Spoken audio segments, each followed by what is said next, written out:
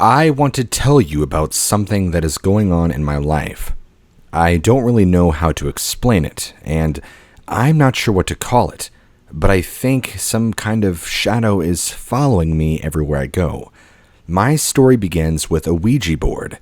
One day, while hanging out with a friend, he asked me if I'd ever used one. I told him I never even heard of one. So I'd asked him, "What is it?" He told me it was basically a way to communicate with spirits or ghosts. I laughed as I said, "You can't talk to dead people or ghosts. I don't normally believe in this stuff." He told me that witches and mediums use it when they do seances. I informed him I don't believe in that stuff. He then told me that he had been using a Ouija board recently and was getting answers to questions he was asking. So I told him, "Let me see." He pulled out a Ouija board from underneath his bed. The Ouija board is a flat board marked with letters of the alphabet, the numbers 1 through 9, and the words yes and no, occasionally hello and goodbye, along with various symbols and graphics. It uses a planchet, or a heart-shaped piece of wood or plastic, as a movable indicator to spell out messages during a seance. Users will place their fingers on the planchet, which is moved around the board to spell out words. I asked him to use it so I could see how it works. We both sat there on the floor, and he put the board between us. Then he placed his hand on the planchet and asked questions aloud for the board to answer. I watched as the planchet would move across the board and begin to spell out the words to answer his questions. I thought it was fake, and I told him, "You're just moving the device around yourself." So he said, "All right, you try it." So, as my friend explained, I placed my fingers on the planchet very lightly so as to not stop it from moving. Then, my friend began by asking the board to spell out my name. Suddenly, I felt the planchet start to move under my fingers. I took my hands off of it. Thinking it was just a trick, my friend said, "Keep your fingers on it. Try it again." I placed my hands back on the planchet as my friend again asked to spell out my name. I could not believe what was happening. The planchet started to move across the board again as it spelled out my name, one letter at a time. I was surprised that it did that, maybe even a little scared. I'd asked my friend, "How does it do that?" And he tells me it was the spirit of the board. It was then that I noticed the room got a little darker. Even though it was daylight, there seemed to be a shadow cast through the window. So I said to ask it some more questions. My friend suggested I ask the question to which only I would know the answer. I asked it to tell me what date my grandmother had died. The planchet started to move across the board, giving me the exact month, day, and year. This freaked me out. I told my friend I did not want to use the board anymore. He laughed. "I told you it worked." But he did put the board away, back under his bed. I then left his house and did not think any more about it. Interestingly enough, the place where I worked at had a secretary that was into witchcraft. So I began talking to her about it. She told me she was a witch and a part of a coven. She had asked if I wanted to attend one of their coven meetings, and so I said sure. She told me that there was a coven meeting the following Saturday night, and if I wanted to come, she was more than welcome to give me the address. I told her I would be there. The following Saturday, I went to the address given, and I was expecting some spooky-looking place, but it was just a normal-looking house in a neighborhood on the east side of town. Really nothing special about it, just a regular average home. I knocked on the door, and a woman answered. She looked to be in her late 20s and very, very attractive. She had short blonde hair and just touching her shoulders. I told her my name and said that Angie had invited me. She welcomed me in with a hug and kissed me on my cheek as she said welcome. Once inside, she pointed to others who were in the living room. Some were sitting on couches and others were standing. She then announced my name to the others and told them I was invited by Angie. They all clapped their hands in recognition of me and asked to have a drink. There were 10 in total, as I recall, 6 women and 4 men. Angie, the woman who invited me, came out of the kitchen when she heard my name and said to the group that I was interested in becoming a coven member. I was surprised that she said that because I had not said anything to her about wanting to join. All I had told her was that I was just curious about witchcraft, but the group seemed to be delighted that I had the slightest interest. After being introduced to each member, the males shook my hand, but all the females kissed me on the mouth and winked at me, to my surprise. One of the men, who must have been the leader, brought out bottles of red wine, pouring glasses for everyone. I'm not much of a wine drinker, but I took a glass anyway to be polite. After having several sips, I noticed I began to feel funny. Not drunk, but giddy. I noticed everyone was beginning to laugh a lot as well. The leader turned to one of the women, whom he called Mother, even though I could see she was not much older than I, and she was not the oldest person there. He told her it was time to start. She responded, "Yes, Father," as she lit some candles and placed them all around the room. Then she turned off all the house lights, so the room was lit up just by candlelight. Someone placed a Ouija board on the center of the dining table. We were told to gather around. The man called the Father began to chant some words I did not quite understand. He said he was praying to Satan to send his spirits to lead our worship. It was then that I noticed a shadow seem to cover the table. Not so much a dark shadow, but noticeable nonetheless. The Father announced that a spirit had come, and that it was time to communicate with. He placed his hand on the planchet and began to speak aloud, something like telling the spirit to give him a message on the board. As he was speaking, the planchet started to move around the board. I first thought the man was pushing the planchet with his hands, and I could see the device would stop on letters one at a time to spell words. The first words spelt out, "Welcome to the new one." I thought that must have been about me, being that I was the new person there. But it gave the name of a woman named Diane. I later found out that she had done the ritual to become a witch just before I'd got to the meeting. Then, the man called Father said it was time for Diane to speak to the spirit of Satan using the Ouija board to communicate. He told her to place her fingertips on the planchet and be ready to respond to whatever the spirit told her. To my surprise, when she placed her fingers on the planchet, it began to move across the board and spelt out my name. It then spelt out, "Make him feel alive." Then it spelt, "Everyone, make him feel alive." Then, Diane and the others began to take off their clothes.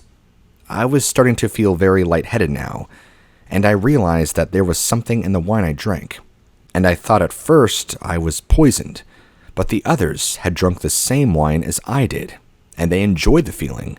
Soon afterward, he brought out a little knife that reminded me of a letter opener with a very sharp pointed tip. Each member stuck out their hand so the Father would poke their fingertip and cause each to bleed. I also had my finger pricked. Then, everyone dripped a drop of blood into a chalice. Then, the Father placed the goblet above one of the light candles until the blood began to boil. I had forgotten about the shadow that I had seen earlier, but as the blood began to boil, the room became dark. The Father said the Shadow Master was ready, and I had no idea what he was referring to. I noticed that the Father's face had become hard to see, like darkness prevented anybody from seeing his face. I hadn't noticed before, but everybody was now wearing robes, including myself, and I don't even remember putting one on. But I was wearing a dark colored robe, almost like a cloak. Then the woman called Mother poured wine into a chalice with the blood in it, and we were told to take a sip and pass it around the room until all of it was drunk. Now my head is reeling and spinning. I am dizzier than I could say, but it was actually enjoyable. I watched as the Father opened a book and began to read from it. I had no idea what he was saying. It sounded like words spoken backwards. He read from the book several times. Then he said the Master was pleased with Diane, that she was accepted into his realm as a witch. Father then turned to Mother and told her to turn the lights back on. We were done for the night. When the lights came back on, I noticed that Diane was now wearing a white robe and a necklace with a silver pendant hung from her neck. On it was the etching of a pentagram. More time had passed than I realized because it was now 1 a.m. I had been there for 6 hours, but I could have sworn only a few had gone by. Mother said the next coven would be the following Wednesday night, and I was invited to come back. With that, Angie came up to me and gave me a very passionate kiss. She then said she wanted me to pick her up at her place for that meeting. Without thinking, I said I would be there. I got home that night at about 2, and when I opened my front door and entered, I thought I saw a shadow walking across my living room. I just thought I was tired and seeing things, so I got undressed, went to bed, and did not wake up until about noon. I have to say that I dreamt some very bizarre dreams all night, and throughout the night, each time I would wake up to turn over, I swear there was a shadow in the room. The rest of my weekend was uneventful, but I did not think a lot about what had happened on Saturday night. I also wondered what I would say to Angie when I got back to work the following Monday morning. I felt kind of weird what to say. I mean, we had relations. When I got to work on Monday morning, Angie was there in the front of the office and greeted me with a smile. She was wearing a blouse that revealed her silver penchant, just like the one Diane was given on Saturday night. Funny, I never even noticed that she wore the necklace. When she saw me looking at it, she reached up, gave it a little tug, and rubbed it between her fingers, almost like she was acknowledging that I knew what it was there for. Yet, she wasn't any friendlier than she was before, and I wasn't quite sure how to deal with her response. When Wednesday came, and while at work, Angie reminded me of our meeting and told me what time to pick her up for that night's meeting. I arrived at Angie's house at 6:30, and when I knocked on the door, she opened it immediately, as if she was waiting just inside. She gazed at me and smiled as she reached up to my face with both hands, grasped my cheeks, and gave me a kiss. She then said she could not wait. As soon as I stood in her doorway, I could see a dark shadow figure just inside. I asked her who was standing there. She turned her head away and said I must have been seeing things as she stepped out of the house, closing the door, and began walking towards my car. On the ride over to the house where the meeting was being held, she sat so close to me, she was practically on my lap. On the way to the meeting, I had asked her about the wine we drank. I wondered what was in it that made me feel so dizzy. She just smiled and giggled a little and said it was just good wine, nothing more. As we arrived at the house, I again saw a shadow figure. This time it was just outside the doorway to the home. I mentioned it to Angie and she didn't say anything about it. As we approached, and before we even got to the porch, Mother came out to greet us. It was then that I noticed she too was wearing a pendant. Funny, I hadn't noticed it before. Once inside the house, I realized we were the first to arrive. Mother said that no others would be attending that night's meeting. It was a special meeting just for the 4 of us, Father, Mother, Angie, and me. She said, and a special guest would also be coming, just to meet me. I thought that sounded strange. The house was lit up with candles, many more than last time, and no inside house lights were on. It seemed darker than the last time as well. Father came into the room with a bottle of wine, and we each drank a cup, as we did like last time, and once again had the Ouija board sitting on the dining room table. There were no other rituals this time, no other having relations, if you get what I mean. The focus seemed to be entirely on what the Ouija board had to tell us for the night. Yet, I wondered why Angie said she could not wait. I was soon to find out what she meant. Father started the meeting again by speaking in words I did not understand. When he had finished speaking those words, he turned to me and said the shadow had a word for me. With that, he placed his hand on the planchet and asked out loud, "Shadow Spirit, what is it you have for him?" The device spelt out the words, "Give it to him." Father took his hands off the planchet and told me to place my fingertips lightly on it because the shadow spirit had words. Remembering how I had done it at my friend's, I gently put my fingertips on it, and Father said out loud, "What is it you want me to say, Shadow Lord?" And suddenly, I felt the device start to move across the board. First one way, then the other. It was like it wanted to cover each letter on the board. Then, one by one, the planchet would stop on a letter, and words began to be spelled out. With each letter, the Father pronounced it out loud. "You are the chosen one, my shadow son." I don't know why, but at this point, I took my hand off the planchet. I looked at the father and asked, "What does that mean?" He said that you have been chosen to be the next leader of the coven, and you are to become a warlock. What? I don't even know what that is. The father began to explain to me what a warlock is. A male witch with the power to cast spells and have the members of the coven do your bidding. The world would all serve your needs. I then asked, how do you become one? The father told me that there was a ritual that I would need to perform. 3 nights in a row, I was to perform this ritual. It included a blood oath in which I was to cut myself and let the drops of blood drip into the chalice. Then add the ritual wine and drink it as I recited the biblical Lord's Prayer, saying each of the words of that prayer backward. Not realizing what I was really getting into, and not really believing in any of this stuff, I agreed.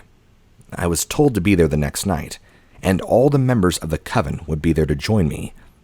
Angie looked at me with joy on her face. She then said, "I am yours to serve."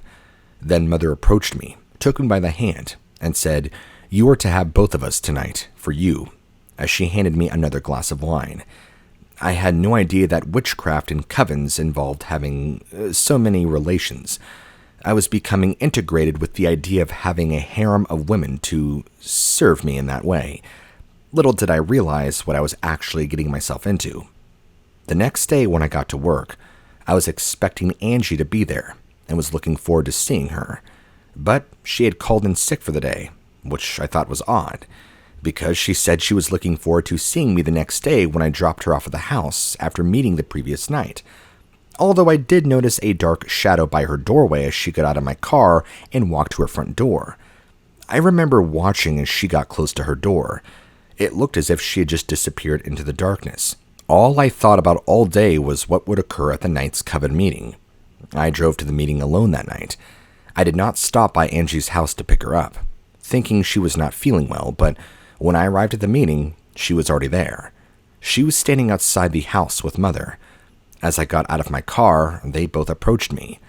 I told Angie I thought you were sick because you called work saying you were ill. She smiled and said, "No, I just had to help Mother prepare for tonight's meeting, so I spent the day here with her and Father in preparation." I thought to myself, in preparation for what? I thought all meetings were about the same, blood, wine, and sex, and didn't expect anything different. I was about to be introduced to a different reality, one I can now say is just as much real as the world we look through with our eyes every day. As we entered the house, I noticed it was full of people. There were more now present than there was the first time I met with the coven. There seemed to be around 20, whereas there were only a dozen or so before. They all looked at me with astonishment. Some even bowed their heads while others lowered their eyes. Yet some of the women gazed at me with lustful looks and broad smiles. The evening began with Father bringing out just one bottle of wine. But instead of everybody poking their finger, Father announced that only my blood was required. Father approached me with a large curved knife, and instead of poking one of my fingers, he reached for my wrist and ran the blade across it. At that moment, the room was lit with candles going dark. It seemed as though a wind had gone through the house, and some of the candles extinguished their flame. Father then poured wine into the chalice and told me to drink from it. I took a sip, and he told me to drink it all. I did. I did not know what it was in the wine, but within minutes of drinking, I began to hallucinate. Father announced it was time. Everyone seemed to have what looked like a Bible, but I realized that it was a satanic Bible. He told them to turn to a specific page for them all to read aloud with me. He handed me one of those Bibles and opened it to where I was supposed to read from. The room seemed to get even darker. He said before we read, "Let's have the Shadow Master share with us." Then Father placed his hand on the planchet sitting on the Ouija board. Instantly, it began to move, spelling out words one letter at a time. This time, it read, "The blood is accepted. My shadow son is ready." My head was spinning. The room is now dark except for one candle the Father holds. He brings the candle close to me so I can see the words where I'm supposed to read from. The people are beginning to chant in a language I had never heard before or since. Father says, and began reading together with me. I tried to read the words in his book, but they were written backward, and I struggled to say them, and with each attempt, the room is becoming darker and darker. After reading just a few words, I look up toward the people around me, but it is too dark to see anyone, and all I could see was the page of the book I am supposed to read. I heard someone say, "Hail, the Shadow Master is here," and I felt a heaviness come over me, a weight upon my shoulders, and I swear someone or something was pressing my head down within inches of the page in the book. Everybody was saying, "Read, read, read more. He is here." And then I hear a voice from inside of me. It was not a voice spoken by anyone in the group, and it was coming from inside. The voice was not from my head, it felt like it was from my heart. It was a soft-spoken voice, tender yet with authority. It asked, "Why are you doing this?" followed by, "You know in the end, I win." I closed my eyes and heard the voice again. "You know in the end, I win." Instantly, I opened my eyes and knew I had to get out of the house. Somehow, the stupor that was over me from drinking the wine was now gone. I could think clearly. Without hesitation, I dropped the book. But as I turned to look for the door, it was still too dark to see. I started to take a few more steps and could see more clearly with each step. I could see the door. I could see the others were backing away from me. Startled that I was walking away from the table where I'd been placed in front of the room, I heard Father yell out, "Stop him. Do not let him escape." When I heard this, for a second I was scared. I began to wonder what Father meant by that. But as I was on my way to the door, I was not stopping. Everything was immediately visible when I reached the door and placed my hand on the knob to open it. The second I stepped outside, I saw a shadow heading toward my car, which seemed to hover over it. I got in the car. At first, it would not start. I don't know if I prayed, but I closed my eyes. I guess I was wanting some kind of reassurance that I was doing the right thing about leaving, and the voice that I had heard. Then, the shadow I saw hovering over my car seemed to pass right through. For some unknown reason, I shouted, "No, he wins." I'm not sure what that even meant. But when I said, the shadow exited the car, and my engine started. As I drove home, I kept looking in my rearview mirror. I know I saw a shadow following me, even when I pulled into my driveway and got out of my car. I could see this shadow figure lingering. Then I remembered that the Ouija board said I was the son of the shadow. I thought to myself, I'm no son of a shadow, am I? I felt a little scared, so I decided I would go spend the night at my parents'. I didn't want to be alone. I didn't tell my parents about what I was involved in or what had happened that night. The next day I went to work, and Angie was there. She greeted me like cold ice. Funny, she seemed to be very friendly before.